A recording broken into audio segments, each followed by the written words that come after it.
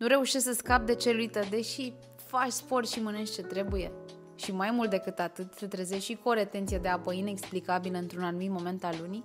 Aud asta de la foarte multe dintre clientele mele și vreau să spun că poate problema nu e mereu la tine. Pentru că sunt anumite momente în care nici măcar alimentația sau sportul nu compensează aceste probleme, pentru că dezechilibru nu este acolo. Știi că estrogenul, hormonul care ne face să fim mai feminine, să avem pielea mai lucioasă, mai plină, este același hormon care în exces te va face să reții apă pe coapse, în zona taliei și să nu poți scăpa de celulită.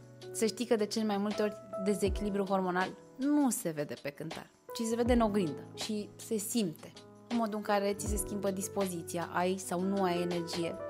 Așa că dacă crezi că faci totul corect, dar totuși nu reușești să obții acele rezultate pe care ți le dorești, trebuie să știi că chiar și un stil de viață aparent disciplinat poate crea anumite dezechilibre. Dacă te-ai săturat de clișeele, deficit caloric, necesar proteic, urmărește-mă pentru că am să deblochez alături de tine toate secretele problemelor hormonale care te împiedică să arăți bine, deși tu te străduiești să faci lucrurile cum trebuie.